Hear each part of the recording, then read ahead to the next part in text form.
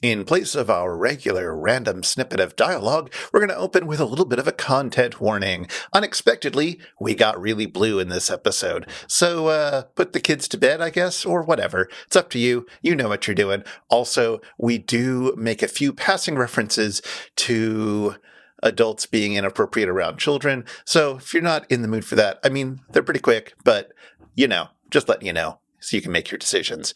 Okay, let's start. Take it away, Theme Squad.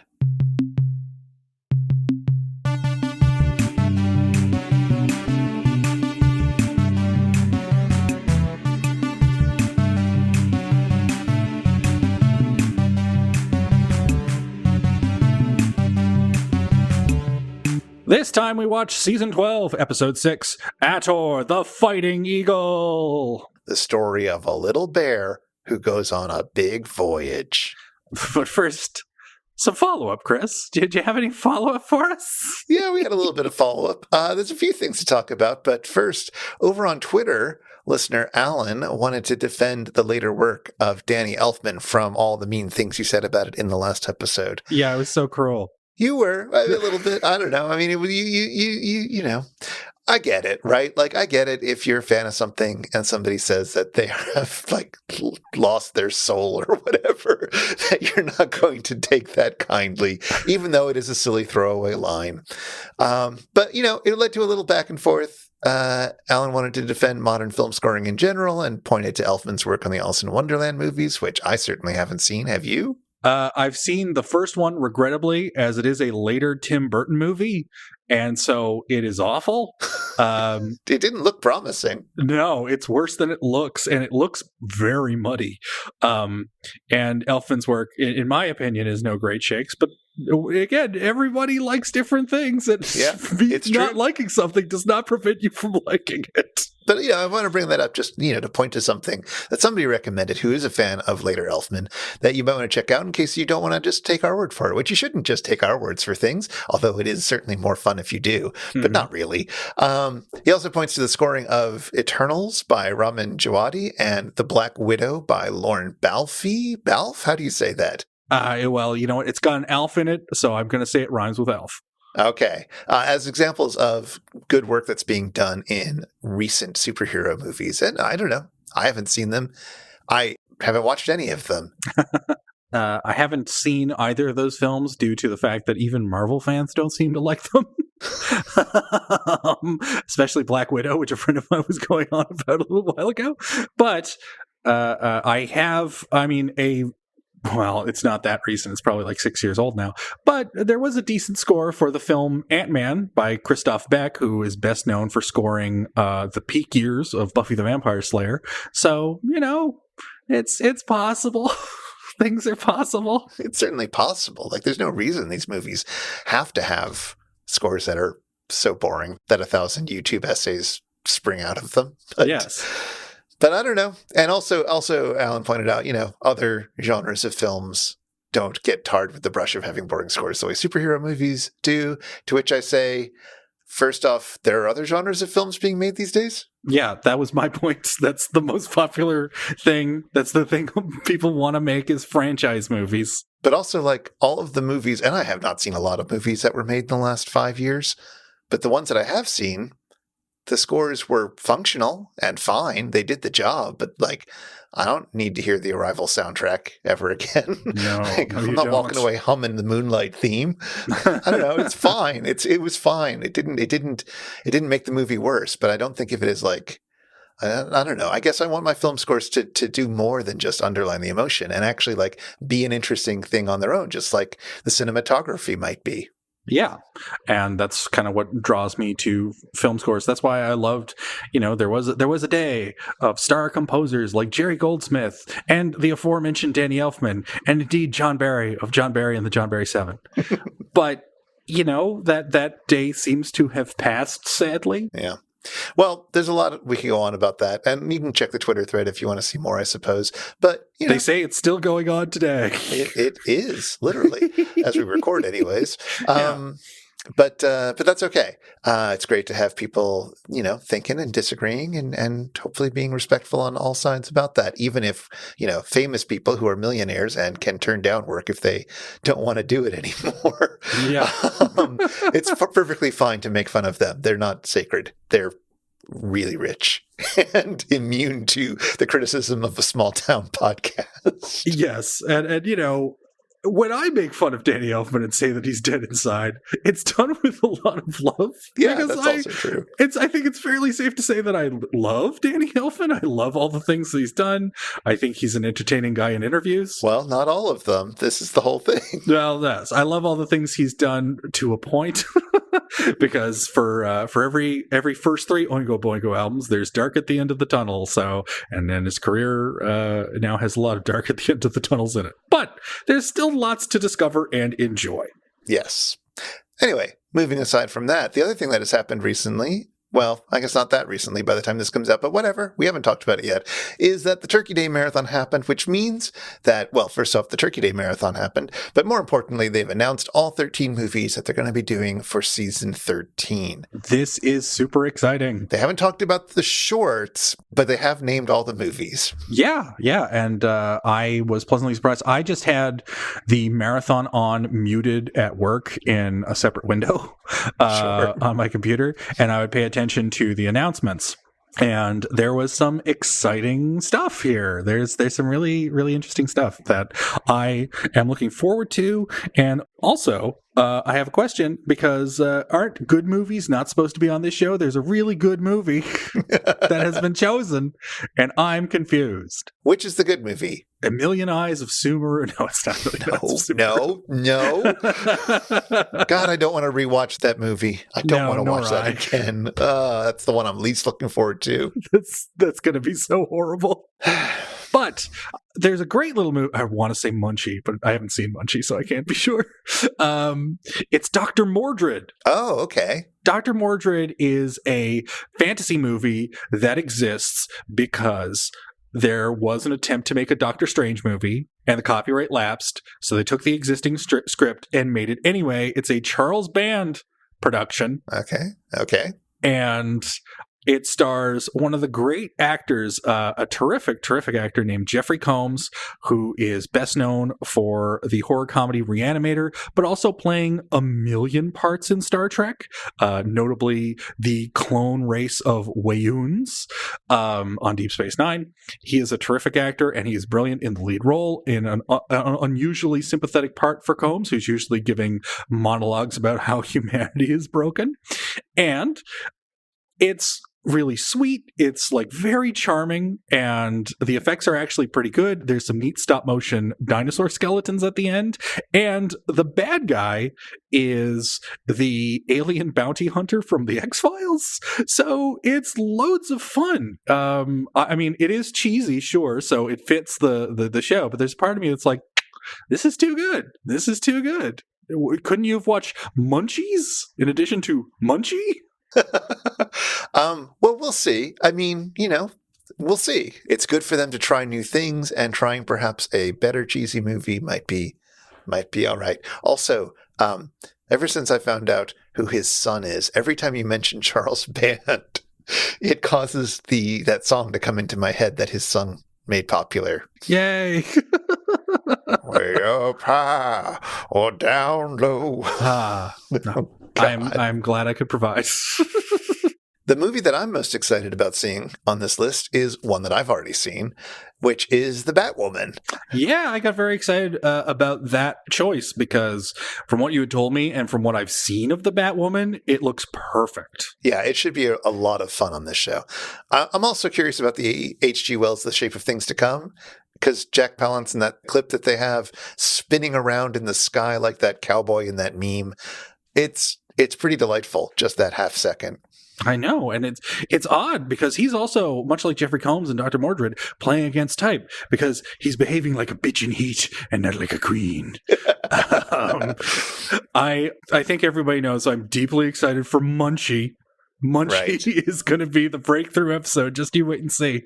And Gamera versus Jiger is a good choice, but we've already talked extensively about that. Yes, and we knew that one coming into this. Yes. They had announced that one already. But there's also a movie that they're doing, which you've already done a podcast episode about on your other podcast. Yes, the Canadian horror movie The Mask, which features 3D sequences, but is not a totally 3D movie. It has the wonderful gimmick of whenever the character puts on the cursed mask, the signal to the audience to put on their 3D glasses is a narrator shouting, "Put the mask on now. Put the mask on now." And there were custom 3D glasses. There was a recent showing of The Mask in Toronto with, I believe, a replica of those glasses. And yeah, the imagery in the mask sequences, legit brilliant. Wonderful stuff. Very Day of the Dead. But unfortunately, the film is a little bit boring. Oh, well. But the movie I'm most excited about is we are seeing the return of El Santo. Sure. Santo Inn, The Treasures of Dracula. Yes. Which is a great title. I want to know about Dracula's treasure. Well, I'm excited to see a luchador properly in action again after the disappointment of Robot vs. the Aztec Mummy. But all right, we have talked enough about the episodes that we'll be covering soon enough, I suppose. And it's time to finally buckle down and start talking about today's episode. Hey, here's hoping that it's a joyful return to Ator. So, yes, this time we watched Season 12, Episode 6, Ator the Flying Eagle. This is the story of an adorable baby bear named Keogh.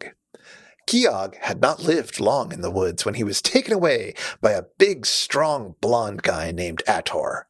Ator thought a baby bear taken from its mother would make a perfect gift for the most perfect girl he'd ever met. His sister, Sonia. Ator needed to give a perfect gift to his sister so that she would marry him. What's that, you say? It's kind of creepy that he wants to marry his sister? Well, don't you worry. It's barbarian times after all. It's going to be fine. Also, turns out his parents are delighted by the idea, so it's going to be fine. But it's fine, because after all, they're not actually biologically brother and sister, even though they grew up in the same house since they were babies and thought they were brother and sister. It's fine. No, it turns out that Ator was in fact dropped off when he was a baby by a guy named Greba. You see, Ator is actually the son of Tauren, and bears the mark of Tauren. And the prophecy says that the son of Tauren will bear the sword of Tauren and slay the Ancient One. The Ancient One here, I believe, is Dakar, the High Priest of the Spider. He's got some fabulous eye makeup and likes to hang out with spiders, and frankly, if he weren't such a harsh boss, he seems like he'd be a real fun hang. But he's clearly a baddie, and he wants the son of Tauren dead. And this is why Greba disguised the mark of Tauren and dropped baby Ator off with a nice family, so Dakar couldn't get him. Anyway, it's now about 20 years later, although neither Greba nor Dakar seem to have aged a day. Dakar's soldiers find out about the marriage between Ator and his sister and destroy Ator's entire village and kidnap Sonia, totally ruining their wedding day. But Ator survives the attack, as does Keogh, and the two of them head off to rescue Sonia. I guess some adventures happen along the way. Greba trains him in fighting for a while, and Ator is captured by Amazons, one of whom, named Rune, falls real hard for him. And there's a witch who seduces Ator like a scene out of a Hercules movie, but Keogh saves the day by running into the room and uncovering a mirror that reveals the true face of the witch, and she withers up and Ator is saved, and it's all great. Anyway, that's around when Keogh pieces out for a while. The rest of the movie focuses on the boring human characters. Ator and Rune eventually reach Dakar and defeat him, and then Ator saves Sonia, who is tied to this giant spider web, about to be eaten by a giant spider. Well, at the last second, Greba reveals that he was just using Ator to get his old job back as the high priestess of the spider, and that the big spider, really should get to eat Ator's sister wife. Ator kindly disagrees and frees Sonia and ties Greba up instead. Then Ator kills the spider, and also Rune dies, and some explosions happen, and Ator and Sonia run in a field, happy to be finally reunited with our hero Keogh. I forgot to mention at some point Ator fights his own shadows. That was an alright scene. Anyway, the end. Meanwhile, on Moon 13, the moon, we begin our prologue as Max and Kinga celebrate the delivery of Idiot Control Now to Dr. Earhart. Remember Idiot Control Now from Season 3? Remember Dr. Earhart? I mean, it's nice to see J. Elvis Weinstein again, but the show's really coasting on nostalgia here, and it's a little depressing to watch in an age of endless reboots of every cash cow made over the last 40 years. Anywho, Jonah and the bots prepare for one last experiment for the gauntlet, before our host is sucked through a tube and has to reenact the opening credits and theme song. For the invention exchange, Jonah presents the Swiss Army cheese, which offers cheese pairings for every occasion. The Mads present the Totino's Pizza Roll Popper, a makeshift shirt cannon that shoots pizza rolls. Pizza rolls, pizza rolls, email my web zone if you want a pizza roll. We're presented with a remake of the training scene from today's movie in segment 2. Crow is Greba, Jonah is Ator, and Tom is in a suit of armor, and he's apparently Tom the Terrible. Greba hits Jonah when Tom mocks him, and Crow then hits the suit of armor and splits Tom in two. Segment 3 sees Ator's pet bear cub, Keogh, roaming around the satellite of love.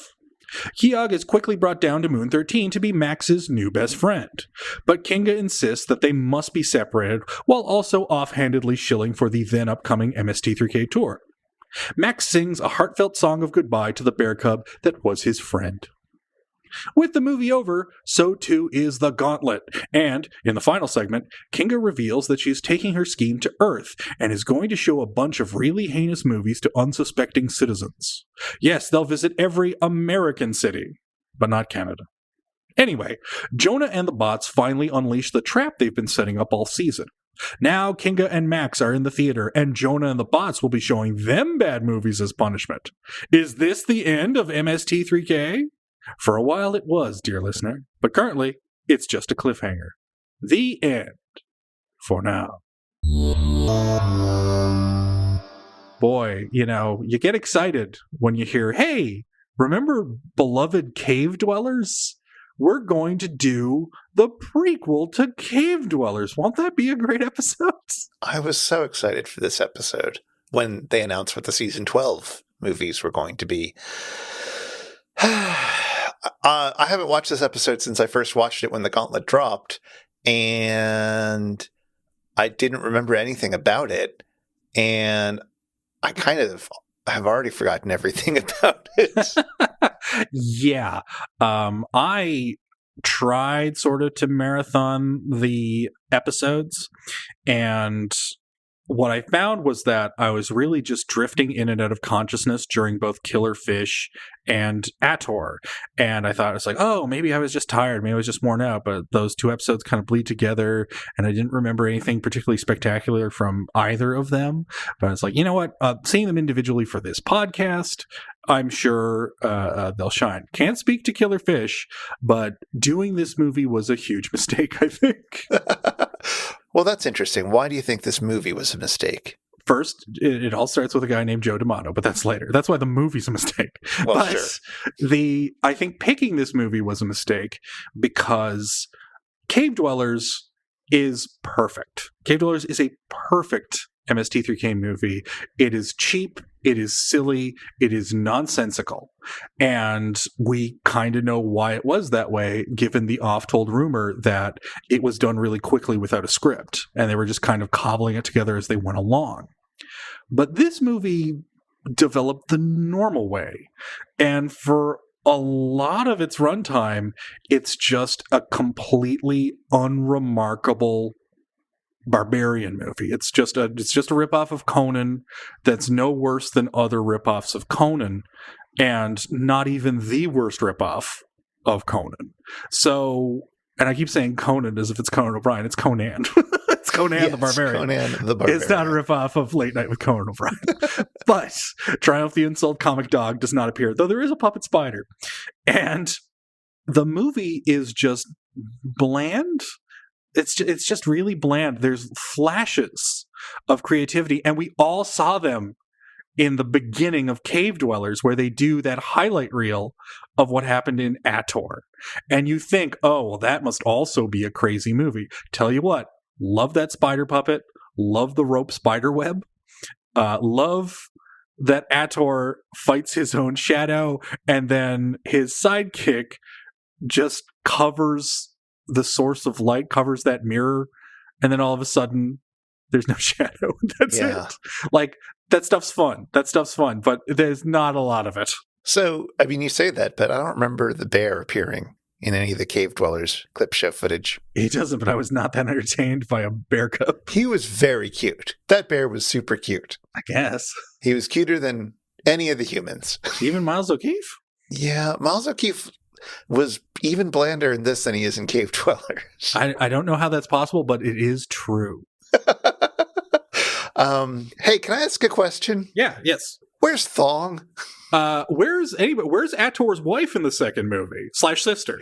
Where's the slow talking old man who trained Ator?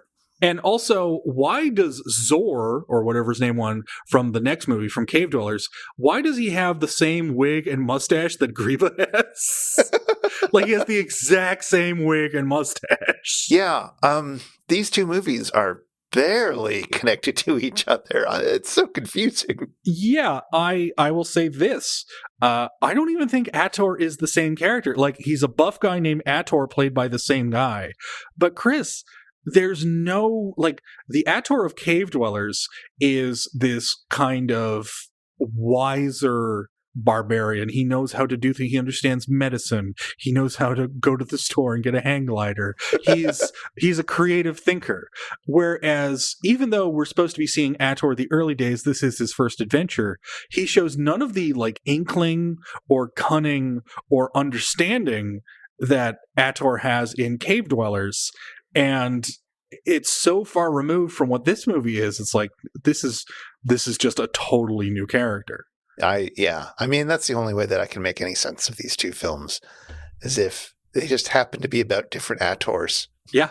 And for some reason, there's a flashback to the other Ator's life. It's like, meanwhile, in a parallel dimension. It's like The Legend of Zelda, where all the different links are different links, but they're all sort of tied together through the link that goes throughout time. It's like an archetypical link that just keeps showing up. Mm-hmm. Same thing with Ator. It's they're different timelines. That's a nice way of looking at it. And you know what? I guess it's not that crazy to think about, because as far as I can tell, having only seen 3 of them, and one of them specifically because it was misted, I've seen 3 of the Deathstalker movies. Wow. Okay. Yeah. And Deathstalker in those 3 movies, different actor. And on top of that, completely different character in at least 2 of those movies. Deathstalker and the Warriors from Hell does bear a certain resemblance to Deathstalker 2 Deathstalker, but those Deathstalkers have nothing in common with the first Deathstalker. So it's a thing. It's a thing in 80s fantasy movies, I guess. Is that true of the Conan movies? I mean, I haven't seen them. Conan doesn't seem too different as a character in Conan the Destroyer, but the tones of the movie are indeed wildly different, because what makes Conan the Barbarian work is that they knew that this was really silly source material, but they loved it and they wanted to treat it with the seriousness that it deserved, if you follow me. They would take this as seriously as you could, but still embrace just how fantastical and fun and silly the Conan world is, as they saw it. And Conan the Destroyer saw that movie and thought, oh, these are silly movies. If we make a really silly movie, then we're doing justice to the original film. Let's amp up the comedy. And it was a big mistake, despite the presence of Grace Jones. So it's also like the Gamera films that way. Yes, in a sense, yes. Although Gamera, always the same, even when he's a bad guy. Hey, Chris. I noticed you sound a little funny today. So I have to ask a question. What's D'Amato with you? Oh, wow. There are segues, and there are segues. Miles O'Keefe. Uh-huh. All right. Joe D'Amato was, I assume, born in Brooklyn. For the D'Amato estate, yes. I don't know. So who's Joe D'Amato other than the person who inflicted these Ator movies, or at least some of them, as we talked about last time, upon us? Well, much like much like Cash Flag, aka Ray Dennis Steckler, when you ask the question, "Who's Joe D'Amato?" Oh no, you are also asking, "Who is Lynn Clark? Who is Hugo Cleavers? Who is Chang Lee's son? What? Wait! Stop! Chang Lee's son? Yes, that's not good. Who is Una Pierre? Who is Rafe De Palma? Rafe De Palma? Like Brian's long-lost cousin? Exactly. Who is Joan Russell? And who is David Hills? And who is David Yip? David Yip? Yes. You see, whenever Joe D'Amato made a movie with a prominently Asian cast, he would be David Yip or Chang Lee's son. No. Joe D'Amato, everybody. Who is this classy filmmaker? Well, Joe D'Amato, wowzers. So yes, for some, his fame comes from these very Ator movies, which, to steal a phrase from Don Dohler's publicity department, they are low on budget but high on imagination. Are they? Or more accurately, the two Ator movies that I've watched, because they've been featured on this show, feel like a child made them, what with their goofy wigs and bad spider puppets and invisible enemies and hang glider ex machinas. But he's done a lot of terrible movies in Italy. Where to begin? So, I recently watched an interview with Joe D'Amato. By the looks of it, it was shot in 1992, but I didn't double check. It was during the filming of a movie he had titled The Monk, which by the looks of it, was very porny. Very, very porny. It has just the most wonderful saxophone music in places. Oh, nice. So that's worth looking up. Link in the show notes if it's still on YouTube. Caution, nudity. Yeah. But it also kind of made me love Joe D'Amato a little bit. Not for anything he said, but for all the things he didn't say. For the friends he made along the way. And by that I mean this picture. This picture, which appears in the documentary. Chris, you need to check the Slack because the picture's coming. You got to see it. Oh, God. So, is this real? This isn't photoshopped? It's real. So, it's Joe D'Amato holding his film camera, wearing, it's not, but let's call it a toga, and wearing laurels around his head as if he were Julius Caesar waiting to get stabbed outside the Forum. He's definitely in Italy. It's at some big monumental thing, monumental building. It's pretty ridiculous. Is there any particular reason why he decided to wear drapes that day? No, I assume he got them from the person he most resembled, which was Dom DeLuise, voice of Munchie. He's also wearing little sunglasses, which ruins the effect even more than the camera does. But does communicate something, namely telling you he's a cool guy. or that it's very sunny in Italy. I don't know. Yeah, like that hit show, It's Always Sunny in Italy. Yep. Charlie, what are you doing? He looks like so many uncles. Yeah, he's got real avuncular energy, and that makes sense given the two quotes I wrote down from the aforementioned interview. One, he tells an interview that he's made 120 films and that he gets very turned on by them. Oh no, even this one? I assume so. It's got Miles O'Keefe in it, right? It does. And later, when asked if he makes art, he looks off to the side for a minute and he goes, "Not exactly." So he's a little self-aware. Yeah, at least he knows. Yes, he knows. I was delighted to find out that old Joe D'Amato has a nickname. Oh no, he's the Evil Ed Wood. What? That is apparently known in some circles as the Evil Ed Wood. Why is he evil? Because unlike Ed Wood's movies, which have, frankly, a triumph of the human spirit, absolutely, Joe D'Amato's movies are depressingly awful. Well, there's that. I don't know if that counts as evil, but well, it does bring sadness into the world. Although some of these movies sound incredible. Can I tell you about some of the works of Joe D'Amato? Absolutely. All right. Get ready for this. So, amongst them is the 1996 Juliet and Romeo. It's X-rated, and the IMDb summary is as follows, and I quote, Romeo and Juliet, the rebellious children of two feuding noble medieval Italian families, fall for each other. Their two lusty maids get to see a lot of action as well. And the ending may surprise even Shakespeare himself. I kind of love this guy. I kind of love him. Please tell me that the main characters are not the age that Romeo and Juliet are in the play. I would assume not, because D'Amato might be a lot of things, but as far as we can tell, he's committed no crimes, except crimes against cinema. Yes. Right. That's why I was saying he's not evil, it seems to me, compared to certain other Hollywood players. Fair enough. But let me tell you more about the greatness of Joe D'Amato.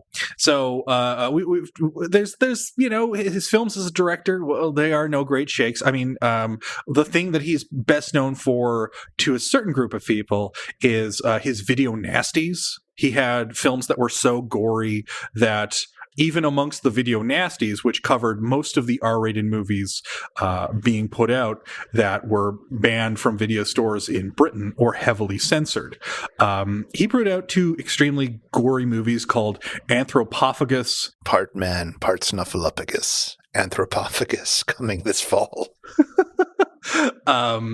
Yeah, sadly, in some places, Anthropophagus has been retitled The Grim Reaper, and I say boo to that. Wow. And the follow-up, which I think is even more delightfully named, it's just called Absurd. Those movies are wretched. Like, they're just awful. They are just excuses for gore, and they're not fun to watch. I saw Absurd or Anthropophagus, I'm not sure, because they have got the same cast, I think. And I had the stomach virus from some badly prepared chicken wings, and it was not a good scene. But he is also, in addition to being a director, he is a producer, where he is behind such films as Witchery, in which Linda Blair and David Hasselhoff are menaced by spooky ghosts. Tell me this is from 2004. It's like 1986. Close enough. He produced a surprisingly excellent slasher film called Stage Fright, which was directed by Michelle Soavi, who did uncredited work on the screenplay for this Ator movie, but not Cave Dwellers. And Soavi is really respected in horror circles for making the horror comedy Cemetery Man. But D'Amato is, of course, best known for Troll 2.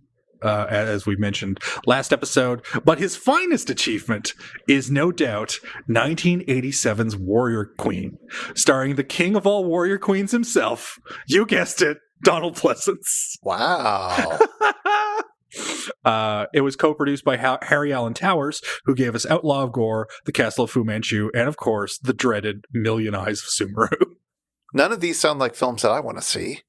Oh, well, Chris, I know why. I understand you. Okay. Despite all these hit movies that I've mentioned, I know that you're a romantic at heart. Sure. And so you would perhaps be thrilled to know that he's made several Emmanuel movies. Oh. Well, now. Maybe I have seen more of his work than I thought. However, I want to be perfectly clear. You have to read the fine print here. This is Emmanuel and not Emmanuel. What? Yeah. It's Emmanuel with one M and not two M's. You see, Laura Gemser is Emmanuel with one M, and she's Indun in this movie. The witch. The evil witch with the mirror and stuff. Yeah. Not the Sylvia Christel Emmanuel with two M's, who is the French lady who, for some reason, just can't be faithful to her husband and goes on sexual adventures and tells him about it after. Oh. Well, now, which one have I seen? Well, not to reduce it to race, but was Emmanuel white or black? Everybody was pretty white in the ones that I saw as a kid. Then you saw Emmanuel, not Emmanuel. Oh, that clarifies it. Yeah. So, what did Joe D'Amato bring with his ripoff Emmanuel series? Let me tell you. The titles are as follows. All Joe D'Amato directed. Emmanuel in America, Emmanuel in Bangkok, Emmanuel and the Last of the Cannibals, and my own personal favorite, Emmanuel and the White Slave Trade. That's pretty good. Although Emmanuel Escapes from Hell, I see here. Yeah, there's a lot of good ones. I've looked it up to try to figure out if I could recognize the Emmanuel I saw as a kid. And weirdly enough, there's an Emmanuel in space, but that's the Sylvia Christel Emmanuel with 2 M's, and not the Laura Gemser 1 M Emmanuel. It's not Sylvia Christel. It's not? No, it's from that stream, but it's as you might imagine, she may have aged out of the part by the time Emmanuel, Queen of the Galaxy, came around. You mean she's still not doing it in her 80s? Or also known as Emmanuel First Contact. And that is apparently played by Krista Allen, who was also in Liar Liar with Jim Carrey. Huh. Well, that is still in the double M Emmanuel continuity, though. Yes. Well, continuity is probably a strong term, but yes. I do want to mention some other highlights again to appear to the. Are they all Emmanuel films? Because no, but that would be a fun series to take a deep dive into. George Lazenby is either in one of the movies or the series, the TV series Emmanuel, which did have Sylvia Christel in it.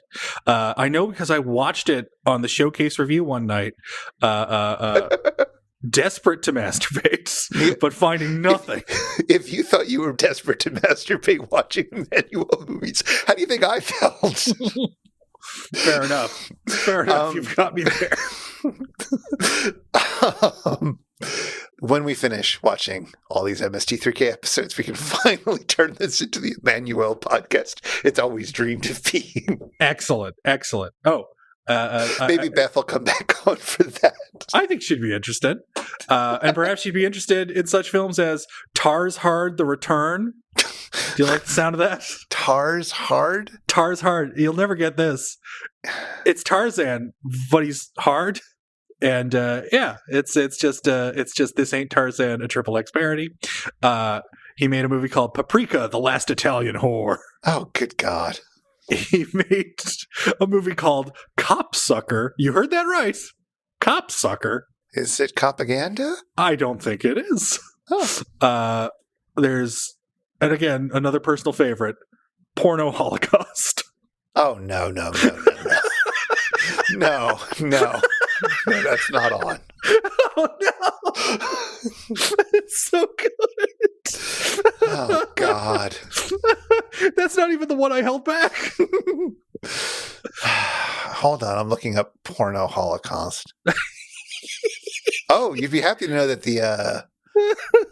the German title is Incel der Zombies. Oh, I see. I don't know what incel means in this context. No, nor I. It means island. It means zombie island. They're not going to actually call it Porno Holocaust in Germany. Yeah, you think that might not go over so well. They have laws about that there. Yeah. Weirdly enough, in China, it's known as Tiananmen Square porno. All right. Well, anyway, what was the one you were holding back? 120 days of anal. Oh, no, that's appropriate. Which seems like a few too many. Just a few. I don't know if you've ever tried reading any of 120 Days of Sodom, but it's too many. Yeah. He really runs out of steam pretty quickly. As you would. The last couple are just notes. Oh, boy. Yes. Joe D'Amato. Joe D'Amato, interesting career making just the worst movies and seemingly having a ball doing it. Well, I guess that's what really counts. Yeah. Keep fit and have fun. The Joe D'Amato way. Hey, everybody. It's time for the Shallow 13. It's time for the Shallow 13. 13 small, shall we say, observations about today's experiment, Ator the Fighting Eagle. Go, Adam, go! Let's start things off with a micro scorner. Carlo Maria Cordio delivers a pretty decent fantasy film score for today's movie.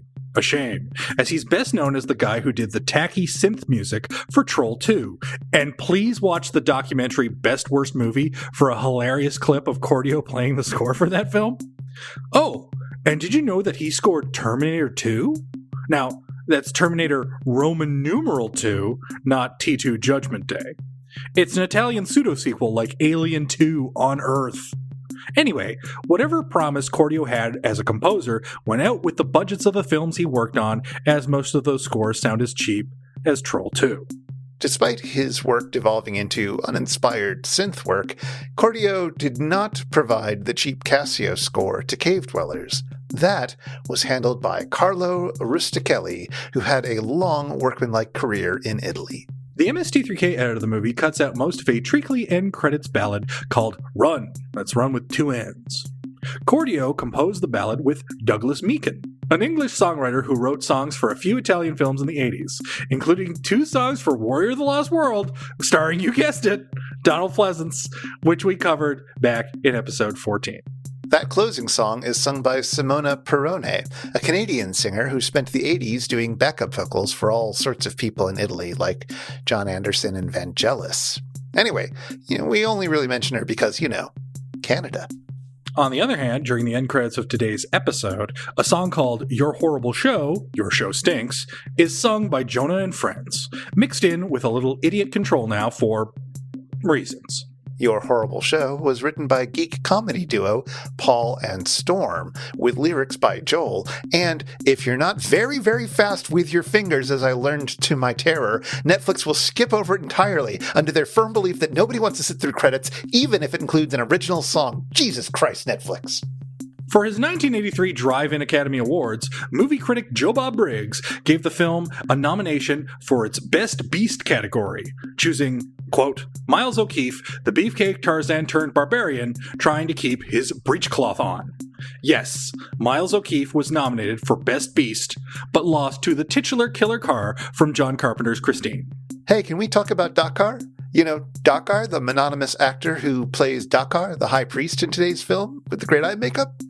He was a Peruvian wrestler turned actor who starred in several films from the 60s to 80s, including a James Bond spoof called Two Mafiosi Against Goldfinger.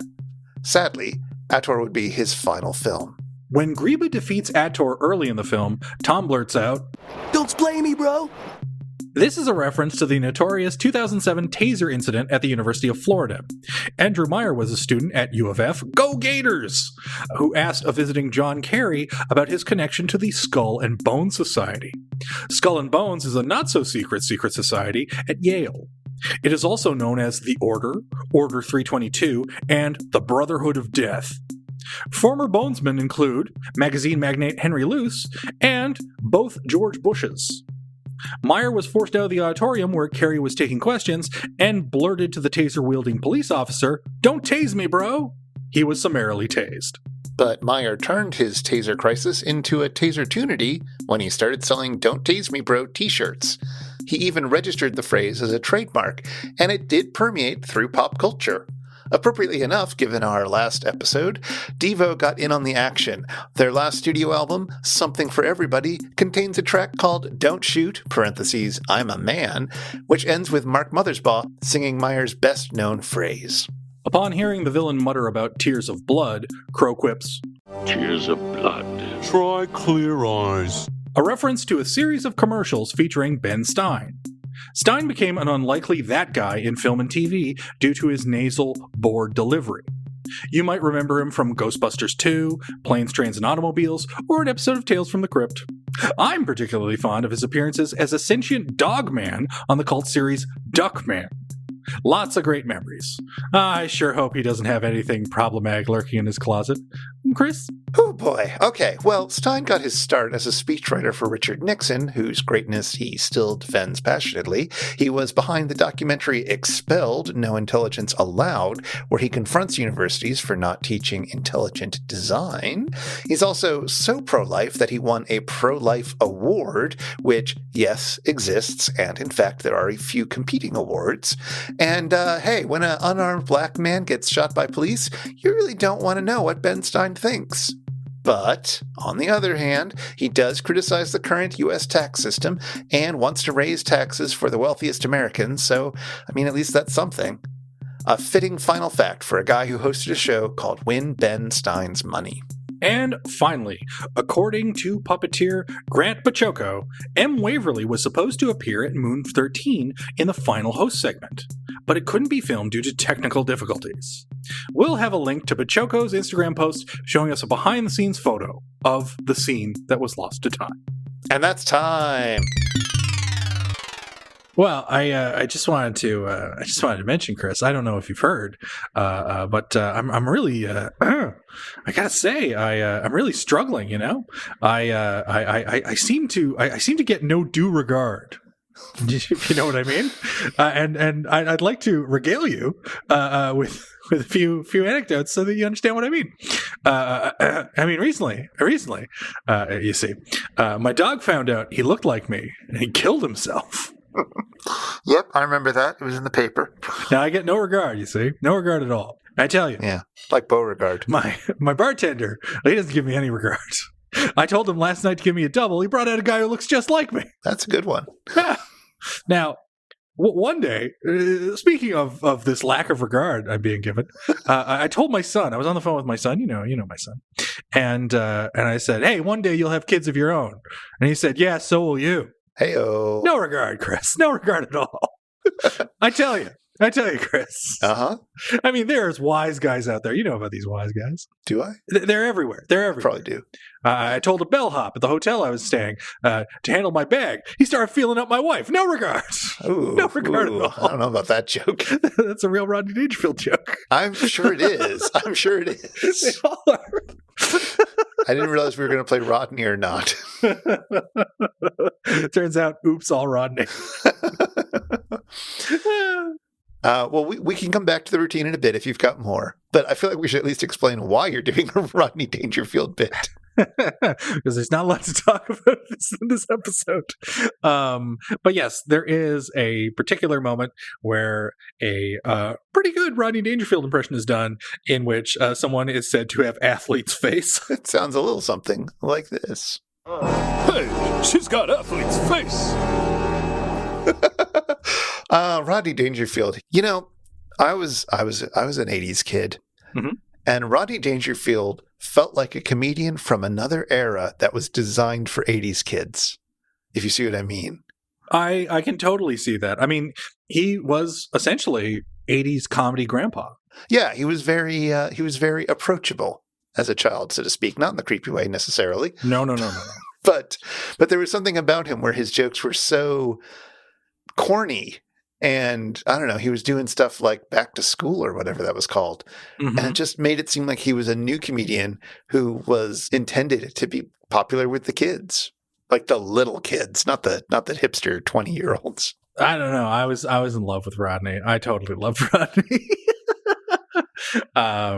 Rodney was probably like the first guy where it's like, oh man, I want to be a comedian. That looks like the best job in the world. He did seem to be having fun, even without the regard. Yes, and I don't know if you've heard, but he had none of it. He got no regard. Not a sausage. No.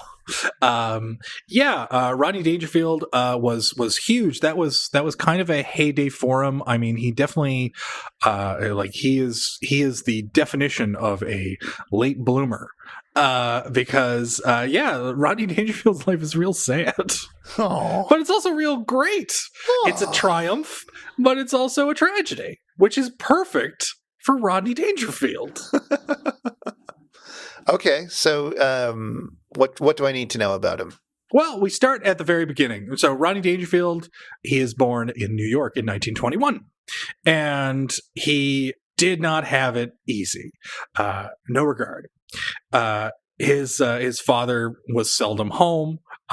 He reports that he only saw his dad about twice a year until he abandoned the family. Oh. Dangerfield's mother was also said to be very cruel and apparently never gave him the slightest bit of affection, never so much as hugged him. And it got to the point where he was actually desperate. And apparently this is not a joke. He told Howard Stern in an interview that there was a man in his neighborhood when he was very, very young, who would pay Rodney a nickel just to kiss him. Oh boy. So his only affection was getting molested. Rodney Dangerfield. All the content warnings on this episode. I'm afraid so. So Rodney Dangerfield, he has a terrible life, but he has a sense of humor. That's how he survives. But it doesn't work out. Not at first. He does Not at survive. first. He does survive, but the whole comedy thing does not work out initially. Oh, okay.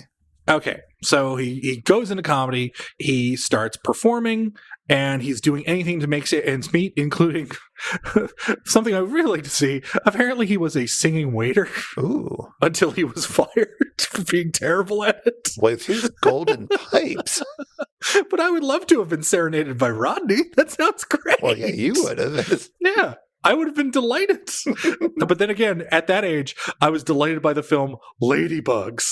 There you Starring go. Rodney Dangerfield, so I would have watched anything with him in it. I watched the movie Rover Dangerfield, in which he plays a talking, singing dog, and he has a musical number about how he'll never urinate on a Christmas tree. That's what the entire song's about. That's not a throwaway line. Oh, wow. I've watched Rover Dangerfield.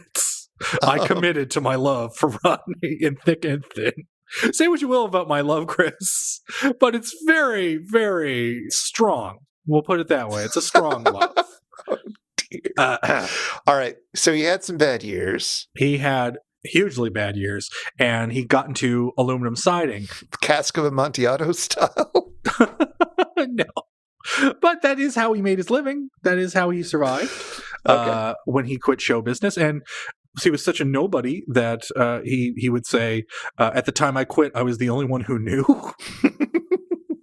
But eventually, he figures out he's Rodney Dangerfield.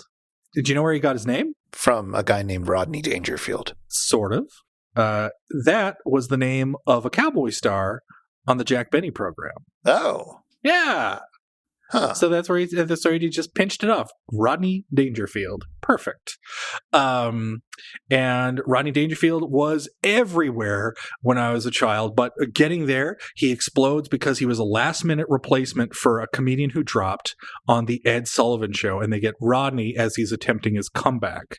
And it goes over like gangbusters. This leads to him touring comedy clubs, making television appearances. He was a favorite comedian of Johnny Carson's and frequently made appearances on that show up until that show's cancellation. Or I should say rejigging as a terrible show with Jay Leno, which I'm sure Rodney also appeared on probably. And, you know, he started making it big in movies and TV. There is, of course, the delightful comedy Caddyshack and Back to School, which you already mentioned, both of which benefit from having scripts by Harold Ramis, and they all milk Rodney's persona perfectly. And there's, of course, you know, because Rodney is a guy that you can use, and he's got a very defined voice, and he's got a wonderful comedic presence, because Rodney is the rarest of the rare in comedy. Like, you'd think everybody would be like this, but very few actually are, because Rodney sounds funny, Rodney looks funny, and Rodney moves funny. Like, everything about Rodney is kind of a cartoon. Like, he seems bigger than life. And that's why I think he's so beloved, especially to children, because he is the closest thing a human being has ever been to a cartoon character. Caricatures of Rodney Dangerfield look more human than Rodney Dangerfield does. That's true. Did he appreciate this niche market? Well, I mean, he was really big. I mean, Caddyshack was huge. Back to School was huge. He was on the Carson Show when that mattered. Oh no! But I mean, like, it feels like he became more and more oriented towards Ladybug's style fare as at the end of the 80s. At the end of the 80s, yes. And in the early 90s, yes. But eventually that falls. That also fails. Right. And Ronnie's back to making terrible movies like Meet Wally Sparks and My Five Wives. The latter, I'm almost certain no one has ever seen. I've never heard of that one, but, you know, that's okay. Yeah, I haven't checked, but I'm pretty sure the Wikipedia entry for My Five Wives is a stub. It would not surprise me. But Rodney remains beloved. There is a whole Simpsons episode during the Simpsons heyday that is devoted to Rodney, just to be Rodney when he shows up as the illegitimate son of Mr. Burns. And there was, of course, Ladybugs, which was one of my earliest exposures to Rodney, and I was addicted to watching it for Rodney. But it was also like Ladybugs inspired an erotic awakening in me, Chris. Oh no. Yeah, it was weird because I loved Rodney. Now, don't get me wrong, I didn't want to have sex with Rodney, Right. but the plot of Ladybugs is about Rodney's son dressing up in drag and playing soccer with the girls, and they all think he's one of the girls. Yeah. I remember the ads for it. Yeah. And I kept thinking, because I only watched it because it was a Rodney movie. I didn't realize it was also about the kid. And so I'd watch Rodney, and I enjoy his Rodney antics. Uh-huh. And then I'd watch the kid struggling with his feelings for the girls while also like wearing a dress and makeup and being like, there's a part of me that wants to do this. All right. So that was a weird thing I discovered. Didn't go anywhere, though. Anyway. Not yet. Not yet. Give it time. Stay tuned, dear listeners. Now, Chris, we have said everything we could say about Ator, the fighting eagle. We've even gone very off topic. But Chris, surely you have one final thing that you can tell us that is somehow related to this movie or this episode. I do. Or at least there's one moment in this episode that I wanted to call attention to. At some point, Rune, who is the Amazon woman who's all hot for Ator, I don't know, does something. And then Jonah says, Rune's like if you roll a rogue in D&D and you give it 18 strength but no dexterity. I'll just take your word on that. Now, first off, this is one of the very rare times in the Netflix era where it's like the characters are in the same room during the riffing and are responding to what the other person has said. So it's a really nice moment for that. It's also a D&D joke, and like a knowing one, not just sort of headlines about D&D. And I feel like pre-Netflix, they didn't do that. I was trying to remember, and maybe I'm just not thinking of one, but like I don't think this joke would have ever happened in the earlier MST3K seasons. No, because didn't Dungeons and Dragons come together in the late 70s? Yeah, it was in the late 70s. It's a long history behind it. Yeah, they might have been perhaps like out of the age range for it in the late 70s, and of course in the 80s when it had a huge boom. Yeah, they might have been a little too old for it. I'm a little surprised that like some of them didn't dip into it, but you're right. It absolutely is going to be more available to somebody from Jonah's age and background than it might have been for Trace, let's say, or Frank. It's very hard to imagine Frank playing D&D. It would be fun to see it, though. I'm a mage. It would be super fun. I don't know. I'm just, as somebody who has gotten more into playing D&D lately, although I grew up with it and, read the books and so forth when I was a kid, but who's actually been playing it now on the regular for, since the pandemic started, basically. It was just real nice to see that kind of joke here and to think about how D&D has changed. I'm not going to explain the joke. You should ask your local nerd about that, but that's fine. If you've been affected by the issues on this show, if you have any fun skull and bone facts you want to send our way, or if you'd like to ask us anything, get in touch with us. Our website is itsjustashow.com, and we're on Twitter at itisjustashow.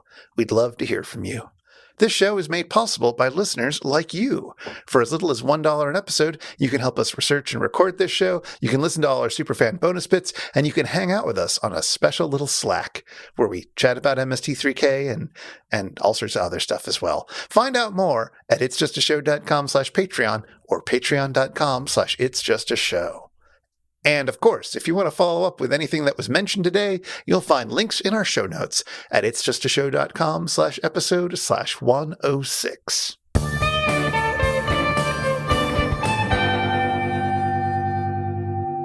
Is it over? Are the Ator films over? Our long national beefcake nightmare is over. So the Christmas season is upon us. Oh, yes, I'm sorry. It's time to get your loved ones gifts now. Spend now. This is your God. That's a good thing I don't love anyone. Oh, thank you. Thank God. Thank God.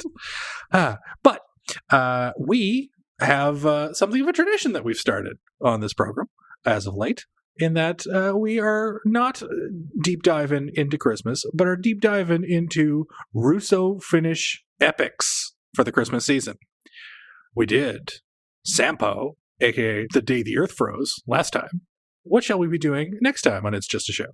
Well, another tradition we've been enjoying a lot this year is deep diving through season 8 and its multiple plot arcs. And we parked ourselves at season 8, episode 13, Jack Frost, which turns out to be one of these Finno-Russian whatever movies that's got all the fun colors and the cold people, as you might expect from the title Jack Frost. Well, Chris, I think you'll be delighted by this movie if you enjoyed Keogh, because there is also a bear. Excellent. But until then... Is any movie with a big damn spider puppet in it really that bad? And in the words of Kinga, nothing surprising ever happens in a season finale. Take it away, Theme Squad. Oh.